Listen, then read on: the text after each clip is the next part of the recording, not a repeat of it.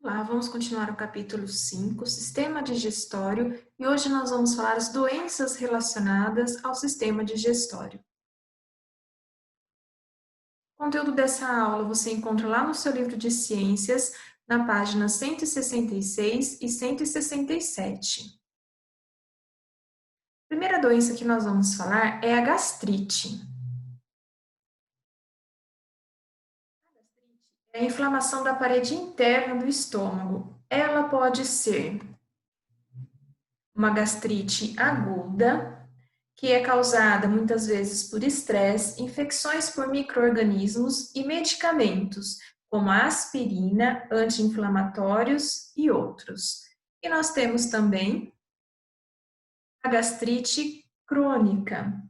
Ela é uma infecção causada por uma bactéria, o Helicobacter pylori, que vive muito bem em meios ácidos.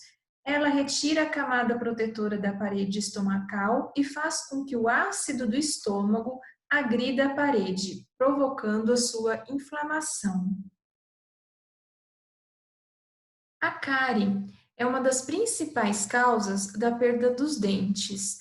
A cárie começa quando as bactérias que vivem na boca se misturam a restos de comida e a saliva e formam uma película que adere aos dentes, a placa dentária ou placa bacteriana. As bactérias da placa realizam a fermentação dos glicídios que estão sobre os dentes, liberando ácidos que corroem o esmalte. Se a cárie não for tratada, os ácidos podem atingir a dentina e chegar à polpa, destruindo o dente. Para se desenvolverem, as bactérias da boca precisam de açúcar. Por isso, se deve evitar comer alimentos ricos em açúcar, principalmente fora das refeições. E ao comê-los, deve-se escovar os dentes para que o açúcar seja logo removido. A ida periódica ao dentista e a adição de flúor à água que abastece a região, o flúor vai tornar o esmalte mais resistente aos ácidos, especialmente, no caso de crianças. Essas são medidas importantes para a prevenção da cárie. A úlcera.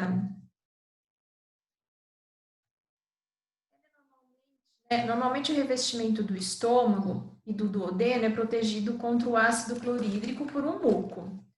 Em certos casos, porém, essa defesa pode falhar e forma-se uma lesão nesse revestimento. É a úlcera, que pode ser provocada, entre outras causas, por certos medicamentos e por um tipo de bactéria, Helicobacter pylori.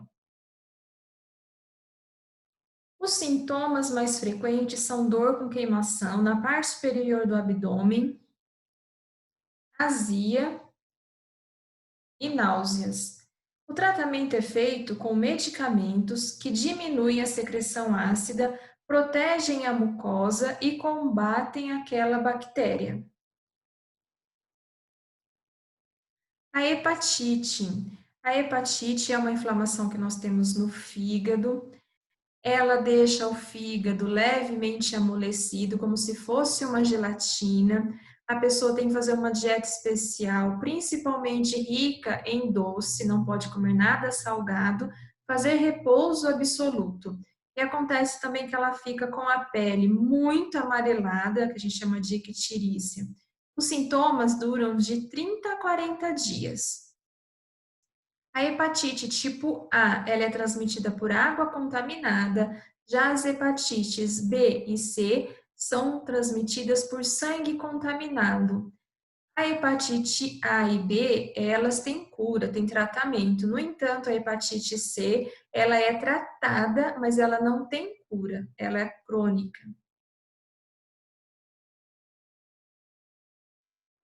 O consumo excessivo de bebidas alcoólicas e a ação de substâncias químicas ou de alguns tipos de vírus podem provocar a hepatite, e essa pode levar a uma cirrose hepática, ou seja, a destruição de parte do tecido do fígado, que pode progredir até o fígado deixar de realizar sua função, provocando a morte da pessoa.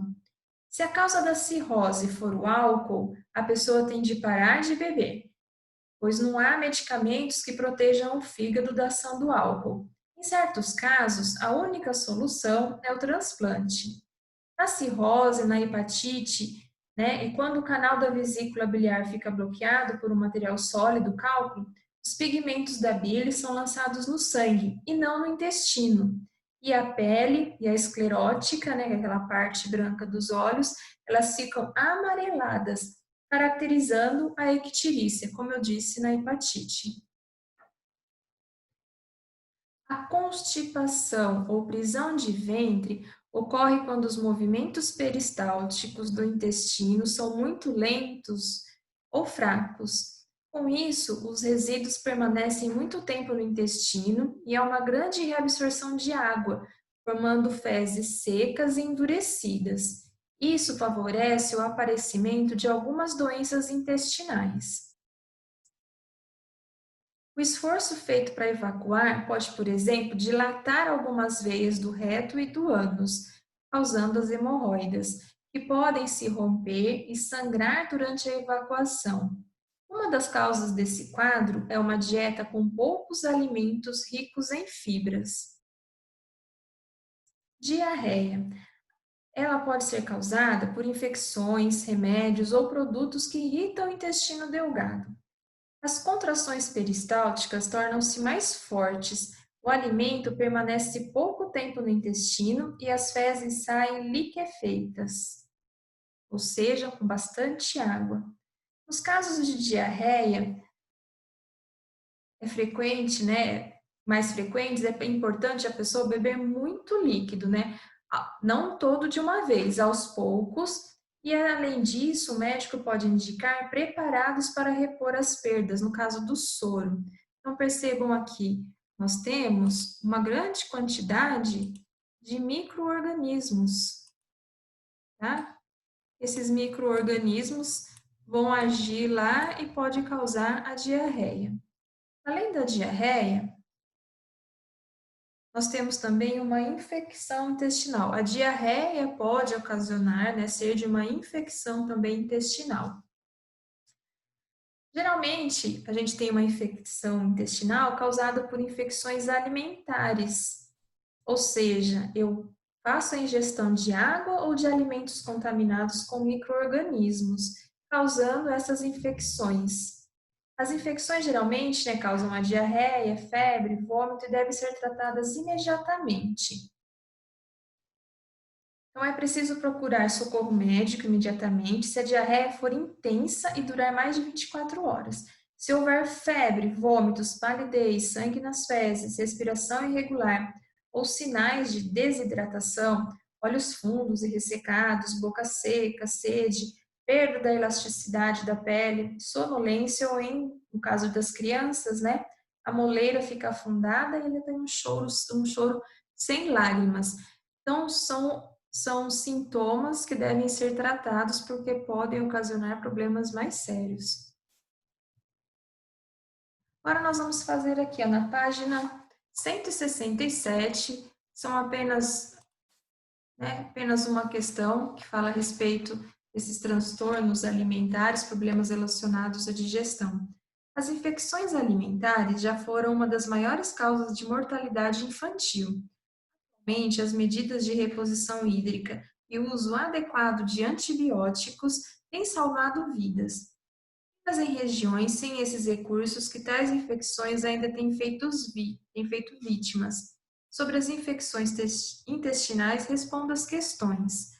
Letra A. Quais são as medidas de higiene necessárias para a prevenção de infecções intestinais?